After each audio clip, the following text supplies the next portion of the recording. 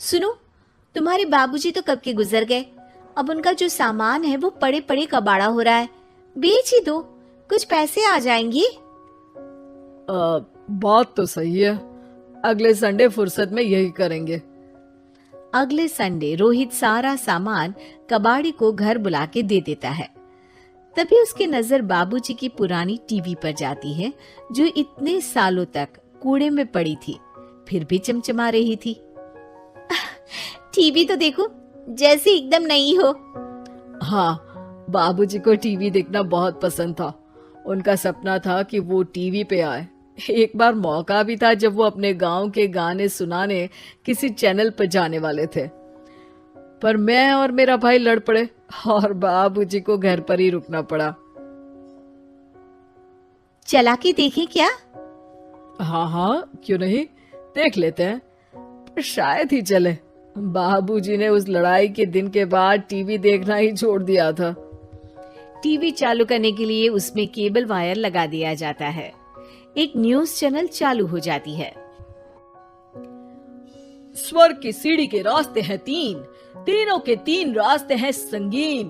पहला रास्ता है सांप की बीन, दूसरा रास्ता घर में बिछा कालीन, तीसरा रास्ता कलकत्ता से चीन। ये क्या बकवास खबर है, कुछ अच्छा लगा दो।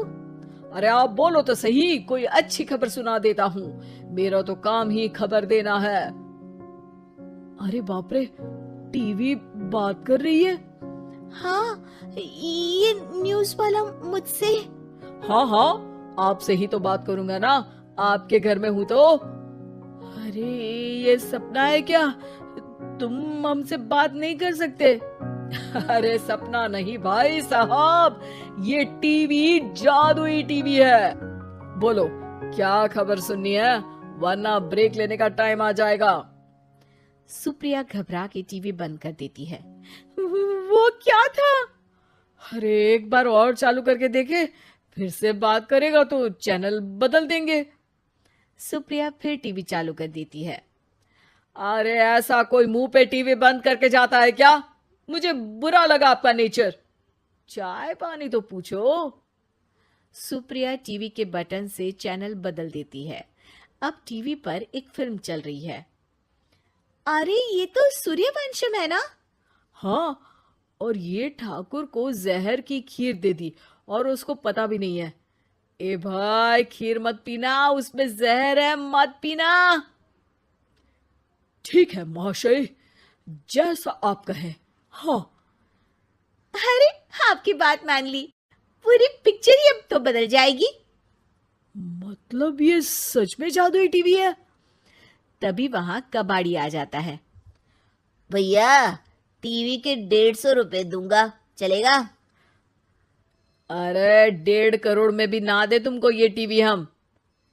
अरे 1.5 करोड़ खरीदने को होते तो तुम्हारे घर में ये पानी चाय नहीं पीता, अंबानी या टाटा के घर बैठा कोल्ड कॉफी पीता। रोहित कबाड़ी का हिसाब करके उसे वहां से चलता करता है और अपने भाई शशिकांत को फोन लगा के बुलाता है। शशि थोड़ी ही देर में वहां पहुंच जाता है। क्या हो गया भैया?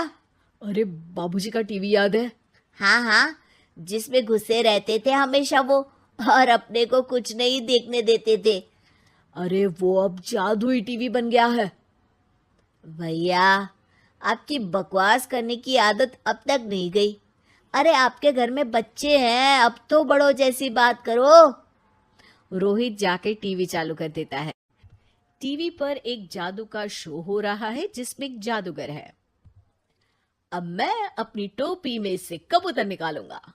श्रिंग ब्रिंग शरिंग बम फोपा फुफी फुफा बाउ। टीवी से कबूतर निकलता है और शशिकांत के सर पर आकर बैठ जाता है।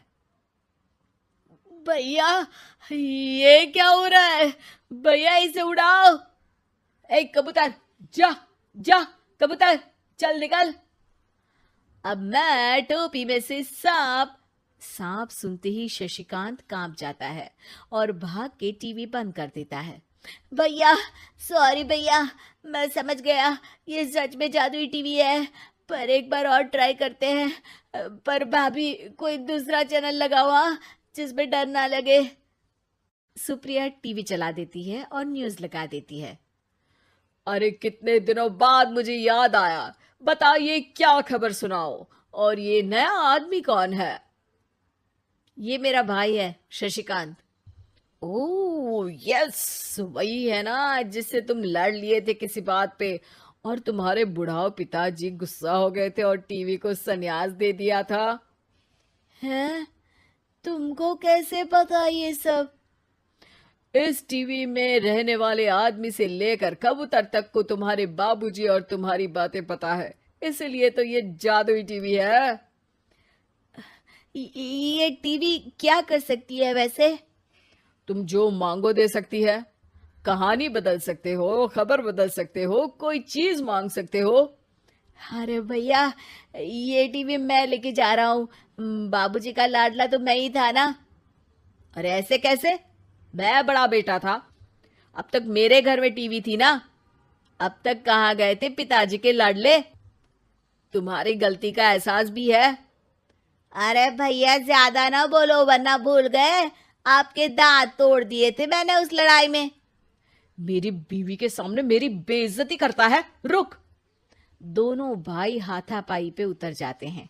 रुक, बताता हूं तुझे कि कौन बड़ा है। अरे छोटे का दम तो देख लीजिए आप। ये खबर आपके बाबूजी को देता हूं। तभी टीवी अचानक बंद हो जाता है। अरे शायद टीवी नाराज हो गया। और लड़ लो, आए बड़े खली बनने। टीवी से एक तेज रोशनी निकलती है और टीवी में बाबूजी दिखाई देते हैं। बाबूजी आप? इतना चकरा क्यों रहा है? अपने बाप को नहीं पहचानता क्या? ये तो ऐसा ही है बाबूजी। प्रणाम बाबूजी। अरे चुप कर, तुम दोनों ही उल्टे हो। तुम्हारी वजह से मैंने टीवी में आने के सपने को छोड़ दिया, तुम्हारी लड़ाई की वजह से। और तो और, जितना मैं अपनी बीवी को नहीं देखता था उतना टीवी को देखता था, वो भी छोड़ दिया तुम दोनों की लड़ाई की वजह से। और अब मरने के बाद जब मैंने टीवी को जादुई टीवी बना दिया तो भी तुम इसका फल लेने की जगह लड़ रहे हो। अरे तुम तो लायक ही नहीं हो। अब तुमको बाबा जी का ठुल्लू भी नहीं मिलेगा। बाबूजी चले जाते हैं। टीवी बंद हो जाता है। रोहित और शशिकांत गिड़गिड़ा के टीवी के सामने हाथ जोड़ के बाबूजी को बुलाते हैं, पर टीवी सिर्फ धुआं निकालता रहता है।